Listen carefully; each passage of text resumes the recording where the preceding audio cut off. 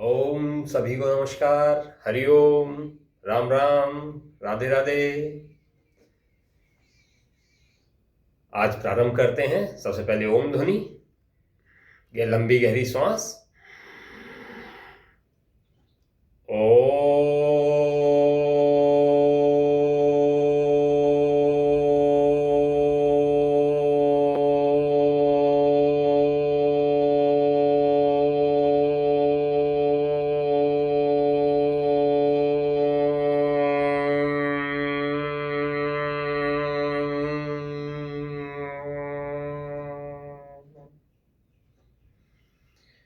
ओम। ओम ध्वनि पे एक बार ध्यान दें। ओम के लास्ट में आपके भ्रामर की आवाज आनी चाहिए। जैसे हम भ्रामरी करते हैं, हम आगे बताएंगे। ओम का गुंजन होना चाहिए। ओम अचानक बंद नहीं करना है, ओम का गुंजन अवश्य होना चाहिए। हम आगे बढ़ते हैं। पहले जो हमारे पिछले 3 दिनों की क्रियाएं हुई थी उसका एक रिकैप जल्दी से। मुख्य रूप से हमने भस्त्रिका के बारे में बताया था, उसमें हाथों का प्रयोग बताया था, सावधानी बताई थी। जिनको हाई बीपी और हार्ट की प्रॉब्लम है वो लोग जल्दी जल्दी नहीं करेंगे। साथ में जिनको आंखों का ऑपरेशन जल्दी ही हुआ है पिछले 6 महीने में, या आंखों की कोई समस्या है, वे लोग झटके के साथ नहीं करेंगे।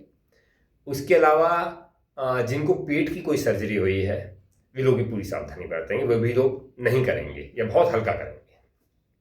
एक बार उसका रिकैप और उसमें एक और संशोधन हमने बताया था, ऊपर हाथ ले जाने वाली क्रिया के बारे में। सांस भरी, ये बताया था। जो लोग स्वस्थ हैं वो एक काम इसमें और करेंगे। पूरी सांस भरी, भरने के बाद में एक बार और दोबारा दें, यानी भरने के बाद एक बार और प्रयास किया भरने का, जिससे कि ज़्यादा से ज़्यादा प्राणवायु हमारे भीतर जा सके, ज़्यादा से ज़्यादा ऑक्सीजनेटेड ब्लड हो सके, या ऑक्सीजन की सप्लाई ज़्यादा हो सके, जिससे ऑक्सीजनेटेड ब्लड की सप्लाई ज़्यादा से ज़्यादा हमारे शरीर में हो सके। इसी तरह से हाथों की बटरफ्लाई बताई थी। ये 2 मुख्य चीज़ें हैं जो कि हमारे, ये पहली वाली क्रिया लंग्स को इस तरह से एक्सपेंड करती है, ये बटरफ्लाई हमारे लंग्स को इस तरह से एक्सपेंड करती है। ये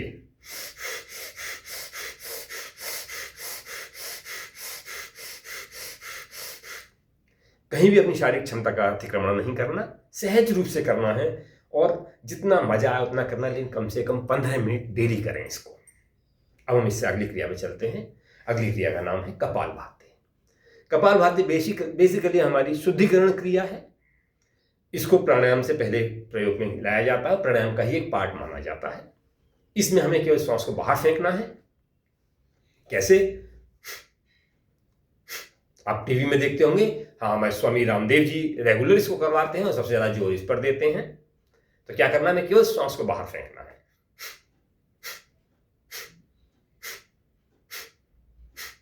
भरने में बिल्कुल ध्यान नहीं देना है। 2 बार निकालने के बीच में जो श्वास स्वतः रूप से भीतर प्रविष्ट होती है उसको रोकना भी नहीं है, सहज रूप से करना है। क्या होगा? श्वास को बाहर फेंका, जिस टाइम श्वास बाहर जा रही है उस टाइम हमारा पेट भीतर जाएगा, स्वाभाविक रूप से जाएगा। ज्यादा प्रयास नहीं करना, इसके लिए कोई प्रयास नहीं करना। आप स्वाभाविक रूप से एक चीज देखिए, अगर आपको छींक आती है या खांसी आती है, अपना हाथ पेट पे रखिए, आप देखेंगे छींक आते ही पेट हमारा भीतर गया। खांसी आती है, खांसा हमने, जब भी वायु बाहर जाएगी स्वाभाविक रूप से पेट हमारा अंदर जाएगा। यही स्वाभाविक चीज को हमें करना है।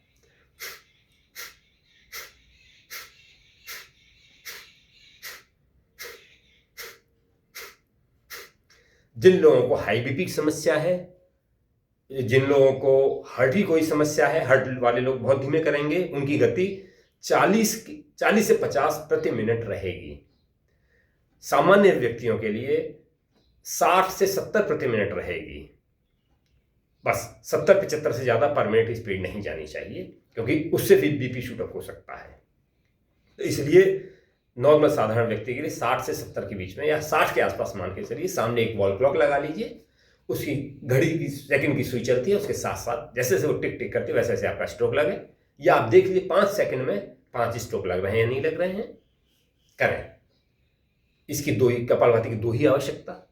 आपका पेट खाली होना चाहिए, कम से कम 3 घंटे का अंतराल हो चुका हो भोजन करने में, और दूसरा आपका मेरुदंड सीधा होना चाहिए। इसके लिए सर्वश्रेष्ठ आसन पद्मासन या किसी भी सुखासन में बैठे, पद्मासन में बैठे, किसी भी आसन में बैठे। अभी पद्मासन में बैठ रहे हैं, इस तरह से बैठे और साधारण रूप से किया।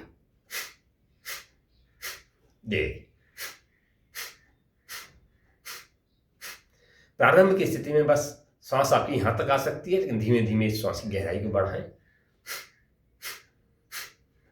या फील करें अपने हाथ से कि यहाँ सांस आ रही, लग रही है, नहीं लग रही है।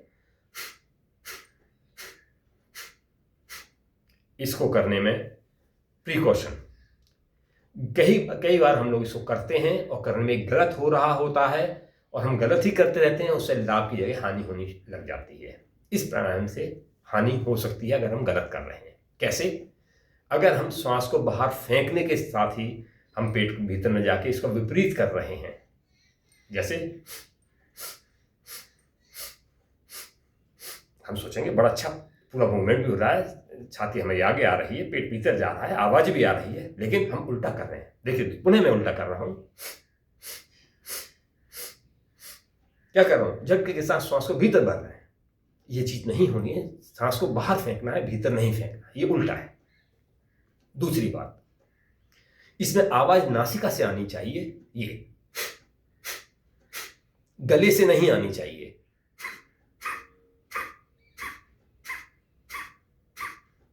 यह आवाज गलत है, यह आवाज गले से आ रही है। अगर यह आवाज आएगी तो आपका बीपी शूट अप हो जाएगा, इसलिए ध्यान दें स्पेशली इस बात पर। दूसरी, अगर आपका पेट बाहर आ रहा है, कई बार बहुत से लोग करते हैं पेट को बाहर कर रहे हैं, नहीं, श्वास बाहर जाए लेकिन पेट बाहर आ रहा है। अगर ऐसा होगा तो ये पेट का व्यायाम होगा। साथ ही पेट पर ज्यादा दबाव न डालें, पेट को खींचने की कोशिश न करें, पेट स्वाभाविक रूप से जाने दें। अगर पेट को आप खींचने की कोशिश करेंगे या पेट को विपरीत करेंगे, बाहर निकालने का प्रयास करेंगे, तो पेट की मांसपेशियों का व्यायाम होने लगेगा और पेट बढ़ने लगेगा। इसीलिए बहुत से लोग कपालभाति करते हैं, उनका या तो बीपी शूटअप होता है या पेट बढ़ता है। ये दोनों ही गलत करने के परिणाम हैं।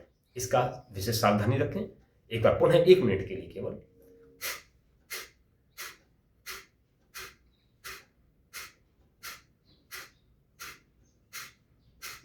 गति 60 के हिसाब से करेंगे।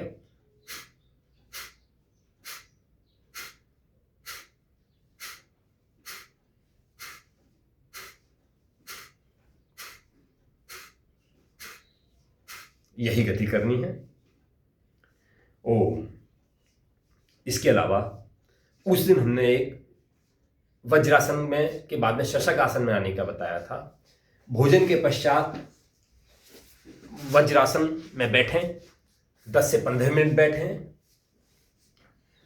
बैठने में परेशानी है तो कोई पंजे सीधे नहीं होते, देखिए पंजे इसमें सीधे हैं, पंजे सीधे होने में दिक्कत होती है तो टॉवल का रोल बना लें, इसको पंजों के नीचे रख लें। ऐसे रखा और ये, तो पंजों में दर्द नहीं होगा, आप ज़्यादा देर तक बैठ पाएंगे। आपके घुटने पूरे नहीं मुड़ रहे हैं तो एक पिलो ले लें, उसको अपने पीछे रख लें यहाँ और ऐसे बैठ जाएं। अब आपके घुटनों में दर्द नहीं होगा।